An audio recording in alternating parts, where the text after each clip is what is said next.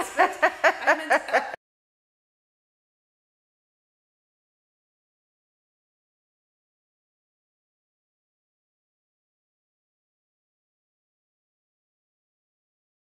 well, it's, you know, this is obviously a deep question. So I think one is, you know, a question that has probably no definitive answer, which is what is the nature of the self, right? And is the idea of what we think of as, you know, the autonomous, independent self, is this a real thing, or is it a fantasy of the Enlightenment? Obviously, people who function in the world have enough integration not to go to pieces, but the act of writing, especially writing fiction, but I think sometimes also nonfiction, is by its very nature an act of plurality, right? And the novel, you know, which was probably, I think, best described in its essence by M.M. Bakhtin, the great Russian theorist, is dialogical, right? It's many voices are appearing at one time. Those voices do not have to be unified. You know, the novel doesn't have to come to some argumentative conclusion. As for the more practical aspects of this, my work life, which is divided between scholarly and academic interests and writing fiction, and sometimes writing essays that, as my publisher says, are more accessible. You know, that it's like, this is an issue. That sometimes I feel that there are a kind of, at least a double self, if not more than that. And the life I lead is, in fact, different from a lot of other novelists, simply because I'm, you know, accept happily lectures, and my job in the psychiatry department at Weill Cornell Medical College is once a month. So it's a seminar once a month. It is not a grand job. Otherwise, I would never be able to, to live, to function.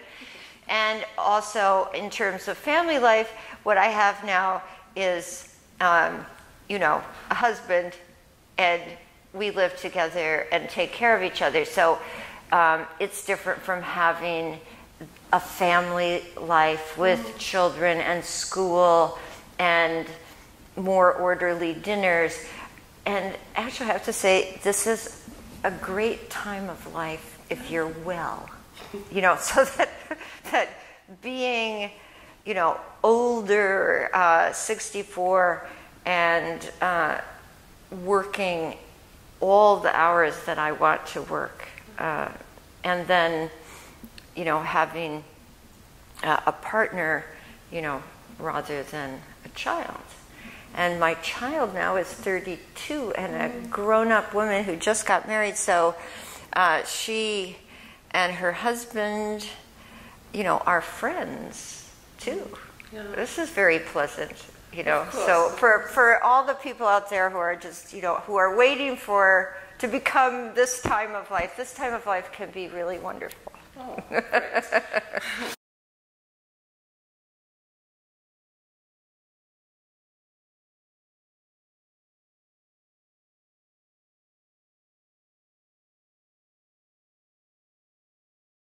Yeah, well, you know, it has, of course, it's impossible to remember the future. I recognize that. So there are a couple of meanings. One is simpler than the other. So the simple meaning is that an older person looks back on her young self and is also remembering a time when the future seemed extremely large, right? Yeah. As I think there's one passage where the narrator says, when you're young, you know, it's like the future is open. It's like a funnel going outward. And as you age, it turns in the other direction. So you become aware of the fact that time is closing in on you. Now, we could all die tomorrow, and, children die. So mortality is always present. But, from a rational or predictable point of view, the narrator of this novel knows that she has a lot less ahead of her than behind her. And in some way, that makes the past quite interesting as an object of study. And the other meaning is, of course, that without the past, there's no possibility of imagining the future. And, one of the reasons that the character of the mother is in the book is that she's losing that. She's losing, in a way, the sense of time as a sequence that can be understood. And the meaning of that is, I think, pretty interesting. And I did, I lifted some of that material directly from my own mother, who's now 96, and she's losing her memory. She has the same character. And we have long, wonderful talks on the phone. She's not at all inarticulate. She just doesn't remember what you said to her just a couple minutes ago. So, that loss of, it's also a loss of what we think of as the present. And if you think of, I think, one of the great essays on time was written by Edmund Husserl, who, talks about you have to have a sense of the immediate past in order to move into what we think of as the present, which is really vanishingly not present, into the future. But I can say this, I really live a day-to-day now. It is a kind of carpe diem aspect that I have, including when I'm on book tour. For example, yesterday I don't say, oh, what are you doing tomorrow? I get up in the morning, I look at what is ahead of me. That's it. Today is today. I'll try to sleep enough hours tonight and get up and do whatever I have to do the next day. I find, over-anticipation futile.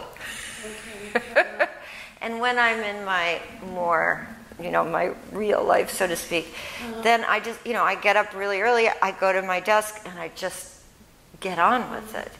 And that urgency is true. Now, the urgency can sometimes result in overwork. I found that out. That, you do have a body. And it has to be thought about. I'm really interested in embodied selves, but at times, if I've really pushed myself to the limit, then then exhaustion can follow, and exhaustion actually is quite a dangerous thing. So, I'm learning to guard my resources a little bit.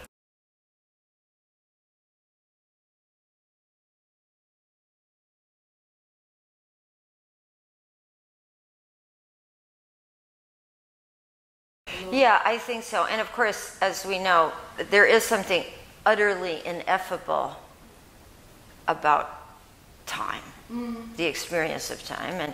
And I avoided certain obvious references in this book. Not that they're obvious to everyone, but they're so obvious to me. I did not mention Augustine.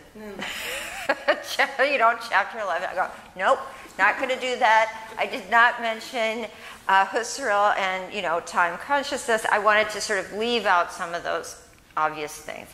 But they are very much part of my, reading life. And also William James, who writes very beautifully about, as we know, the flow of consciousness, how people experience it. And Husserl read James very closely. Right? So James precedes Husserl in that regard. But we really don't know what it is, right? I mean, and the time of physics, as I point out briefly, or the narrator points out briefly, it's like nuts. I mean, I have read a lot of this time-space stuff, and that it's all still, and you can theoretically go back and shake your hand in the past. I've read about the theory of multiverse, you know, and you say, okay, is this true? We don't know. These are theoretical constructs, models that seem to work at one level. I mean, Einstein really believed this, and the theory of relativity seems to be borne out by testing, you know, real testing. Quantum theory, the same thing, but of course those two, you can't mush those two together. Again, I can't do the mathematics. Conceptually, a physicist actually I was talking to, he said, well, you know, Siri, it's true. The metaphysics of physics is easier than the physics. And I go, yeah, I think that's right. You know, that you can understand conceptually what they mean without having to do the nitty-gritty. Now, there are physicists, there's a guy named Lee Smolin. I put him near the end of the Delusions of Certainty because he wants to throw up the whole model and say, no, actually time is real. And you can apply a kind of evolutionary or biological theory to physics. Now, how you do that, I don't know. But I do know a lot about biology. So this is interesting to me that a physicist would borrow from, you know, an evolutionary or biological model to think about time as a real concept in physics. So the structure of the book, which evolved, you know, partly intuitively, I had an idea, of course, is that, you know, it begins as a kind of straight narrative. She's telling, you know, the older woman is remembering, and the tone of it, at least in English, has the cadences of, you know, legends and a little bit fairy tale, but also just kind of report.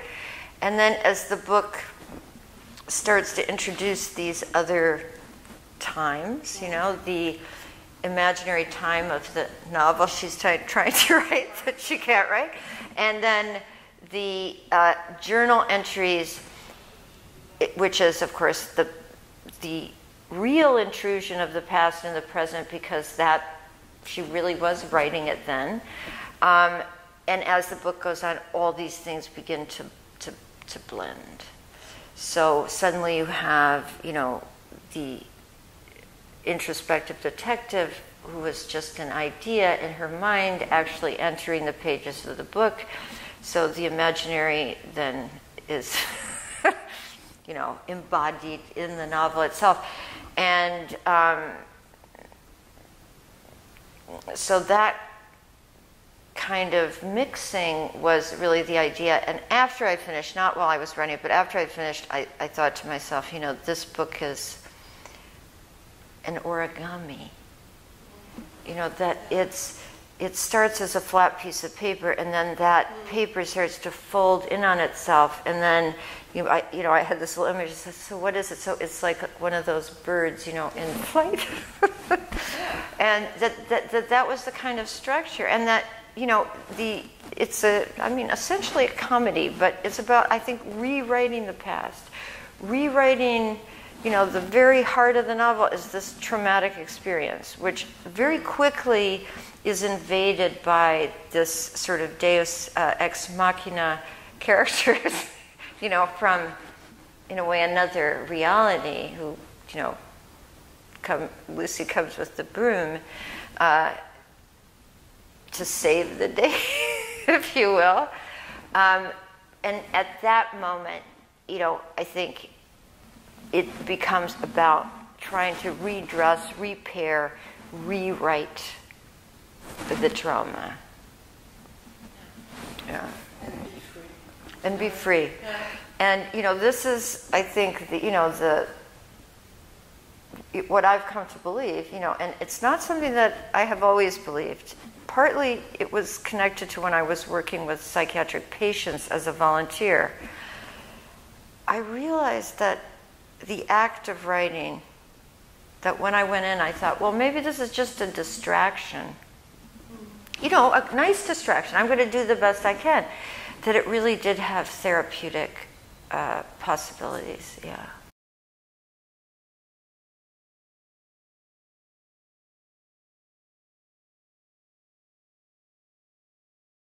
Yes, a history, and these, you know, it's like in the very first paragraph, she says, you know, she didn't know that as she was writing, she was being written, right? And so that's these cultural narratives that are profound. No. You know, it's not, and that until you're aware of them, they really do lead you. You know, it's this, it wasn't that many years ago, I knew about him, of course, but I hadn't really read him, but I read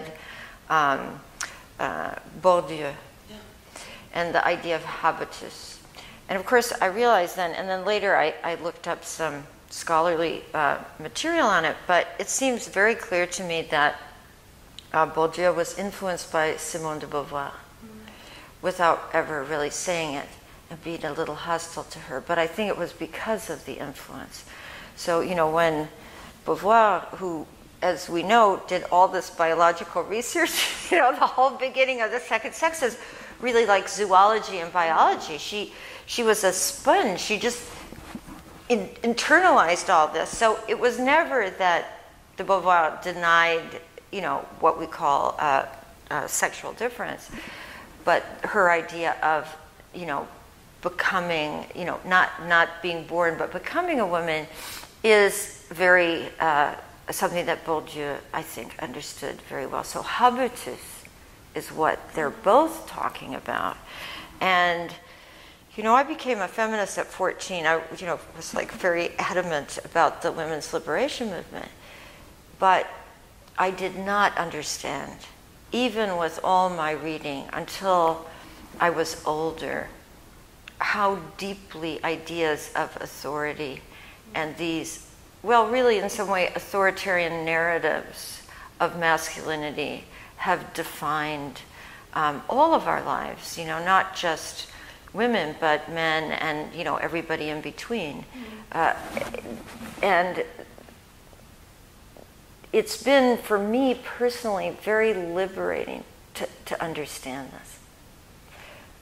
Because what happens, I think, is that you're liberated from the personal. This is, you know, something I've gotten very interested in.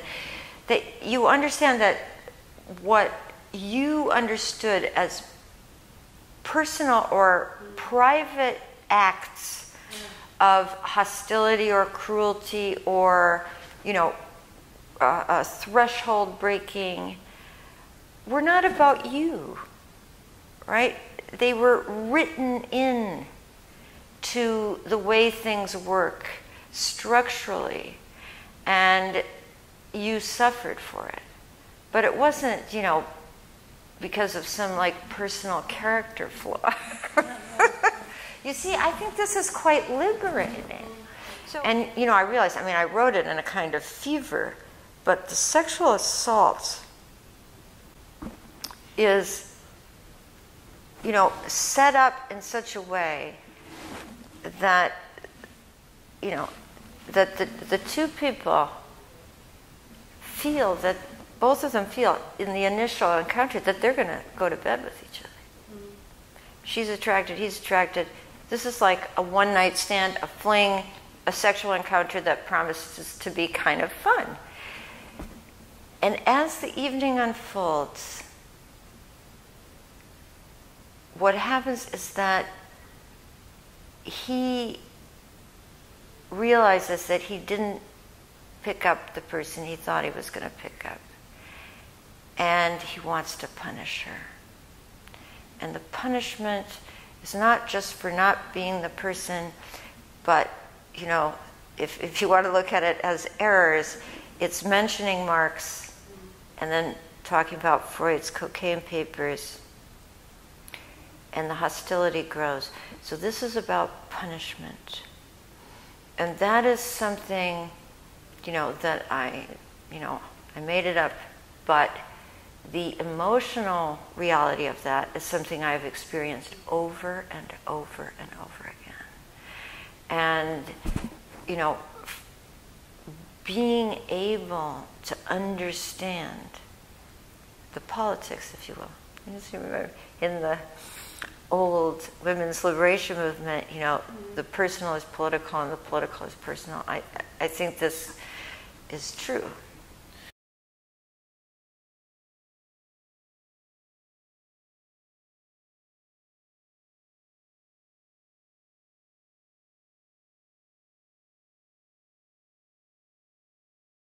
Yes, I think there is a link, and again, symbolic violence, which is a term, that Bourdieu uses, was very important for me, right? So that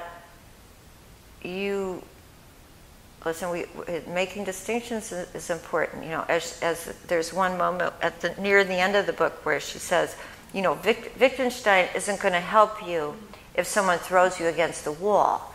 Let's get it clear, right? So those distinctions are important to make, and physical violence and emotional or symbolic violence are two different things. At the same time, I think the culture sometimes makes an error in assuming that, breaking a bone is always worse than being, symbolically violated for years and years and years. I don't think that's true. And actually, if you ask the psychiatric community, many people would agree with you, which is why the story of Lucy Bright, who has this husband, and he's an imaginary character. We never see him. And Lucy is a very unstable, person, but she says, that, the bruises and the both things, that's not really important. What's important is these lasting humiliations. And I do think in the case of sexual violence in particular, that's the problem. This is about humiliation. It's not what bodily damage people sustain, and that sexual violence is of a particular kind that has multiple and overwhelming meanings in the culture, right? Mm-hmm. So that the violation of the body is, if you're not bruised and beaten and broken physically, that the meaning of it is symbolic, finally. So, I wanted to kind of weave all of this into the story of the book. And so, this poor young woman, I think this is true, especially as in America we say, a nice middle-class white girl. Mm-hmm. We have our racism and race and everything is different from in France, but, nice middle-class white girls have a lot of trouble with aggression. And, the young narrator really doesn't know what to do with it. Mm-hmm. And so the knife, the Baroness, becomes the image of that aggression that she can't say. Mm-hmm. I mean, she's so afraid of it that she hides it behind the books, I find it deeply comic. It's serious, but it's deeply comic, too. And then really the course of the book, I think, is that, first of all, the knife does get replaced with a key, and the key turns out not to be quite this kind of key. And that she finds the words to articulate the rage. Mm-hmm. And really, in most circumstances, not in all, but in most circumstances, that means you can put the knife down, if you will, right? That's something else that, there are times when Wittgenstein stands in for the knife. Actually, I rewrote it several times, the dinner party scene, which is a sort of like Henry James, novel in the novel, and it had to be right, so, I kept working on this, and getting this speech about the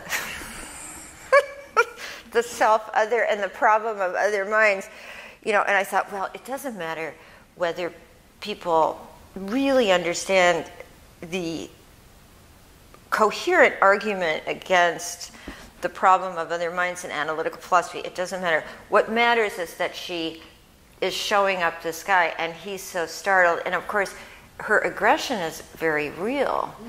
And she's so shocked by her own aggression that she loses consciousness. It's like I had so much fun. I had a lot of fun writing that, and also, that she should be so full of herself that she quotes Wittgenstein in German.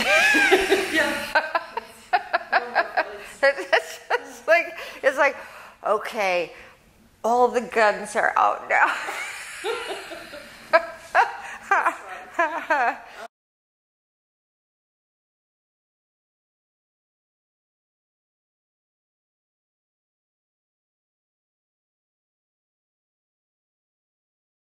So the only research I did for this novel was I started reading about, Wiccan stuff in the late 70s. I wanted to get it right. And then I pursued that a little further. It turns out that this is the largest growing religion in the United States, forms of paganism. And the writing on this, the Spirit Dance, that's the book. That was published in 79. So it was completely contemporaneous with what was happening in this book. And I wanted Patty. The others are kind of, Moth and Lucy, and they're kind of going along. But Patty actually is a kind of philosopher. Yeah. And so I wanted her to incorporate both slightly loony ideas and quite serious ideas. So I am not an ecofeminist in the sense that, ecofeminism seems to promote the idea that women are essentially more nurturing than men, and that if we get more, I definitely believe in getting women involved in everything, more of them, but I don't think that we're better than men, and I think when you give women a lot of power, you run into the same problems that you run into with men. But I do think that some of the essential concepts about ecology that it's not just ideological, but this has, urgent meaning in contemporary terms, and is related to what I think of as problems in the philosophy of biology, which have to do, what are we, I've been reading a lot about this lately. There's a guy named John Dupre that I like a lot, a philosopher of biology. What is an organism? As he says, an organism is not a thing, but processes, right? So process philosophy is in this. And then a lot of people now questioning, what is agency? Where does it start? Does a cell have agency? What about the immune system that's acting and moving? How are we supposed to understand these active processes? Where do you divide an organism from its environment? This is a very blurry question. So those philosophical realities, for me, are very much alive. And the little bit about the placenta, this is something I'm ongoing. This is going to be a book. But I'm extremely interested in, biological origins and what they mean for human beings, and why the whole history of Western philosophy has completely shut down beginning for ending. Right? This is mad. right? So who do we have? We have Plato, of course, in the Symposium, but what do you end up with? You end up with the fact that the philosopher giving birth is a lot more, is an elevated thing. Ideas are the elevated thing to give birth to natural birth as well. We need it to get along. Aristotle was interested in birth. You know, he never, we think, no one, right, that he didn't witness a human birth, but there are people who think he probably talked to midwives, and he certainly saw animal births, and he got interested in the placenta. So, you know, Aristotle is kind of the first biologist. Of course, he did have that idea about, you know, form and matter, and form is masculine, of course, and matter, which I talked to an Aristotelian philosopher at a conference I was at, and she said, no, you know, it's not, that's a mistaken idea. Aristotle did not say that matter was completely inert, and I think she's right about that. But he still makes the distinction, and you cannot read those passages, you know, from the generation of animals without going, well, he didn't like women very much. And the slaves, you know, it's like, so that residue has been with us ever since, right? We can't get over it. You know, I was actually here in Paris, there was a conference called Three Souls, and I gave the closing keynote, and the subtitle of my paper was called Plato, Placebo, Placenta. You know, that's what I hope it's not too big a book. I want to write a little book about this with the science. You know, the science is unsure. We don't know. There's still much that remains to be known, but it's kind of good to get a grip on the strangeness of the science. You know, they know now that there's cellular exchange between mother and fetus, that the placenta is orchestrating that exchange. It's so to call planned. It's not leakage, right? What is this about? Well, no one quite knows, but it certainly suggests that we have to rethink our borders, right? And it also suggests that, you know, that we start in a relation. I mean, we always knew this in some way, right? But by leaving out the placenta in all of these philosophical discussions, including now, even, you know, people are, contemporary philosophers who are addressing pregnancy often leave out the placenta. I'm a placentist.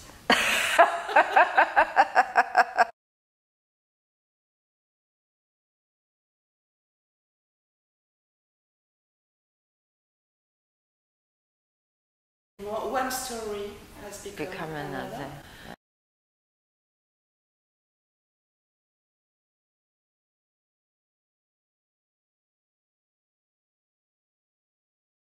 Yes, yeah. I think, you know, I understood when I started this book that I was, of course, revisiting the territory of the blindfold, which the apartment is the apartment. So the, you know, it's a little bit like artificial memory things. But, you know, in this case, the apartment is Iris's apartment, it's SH's apartment, and it was my apartment, right? So that space of what happens, and very similarly, as in the blindfold where, you know, I made things up, but the emotional story and the spaces of New York City and the apartment, those are absolutely out of memory.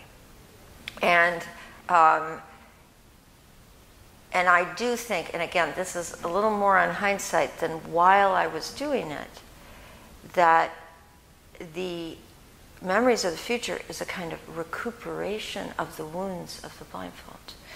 That it's, in some strange way, the same story, or the same emotional story, revisited with, in this a lot of distance, comedy, insurrection, kind of philosophical dancing that serves a healing function. You know, because if you think about the blindfold, again, while I was writing it, you know, you're just doing it. But it was a play that someone staged in Argentina. It was a play of the blindfold. And I was watching the play, which, as you know, much has to be left out. You know, it became a kind of much reduced. But what I saw of my own book that was in fact true was it was all these men pushing around this young woman. You know, and her feeling that she needed to escape. And of course, in that book, the ultimate escape is that she turns herself into a man by dressing as a man and wandering the streets and finding some relief from her femininity, which has proved to be a liability at every turn. And so, yes, I think it's really the same territory, but with a whole different ending, if you will. And that, you know, the imagination then becomes the, you know, part of both the rebellion and the rewriting.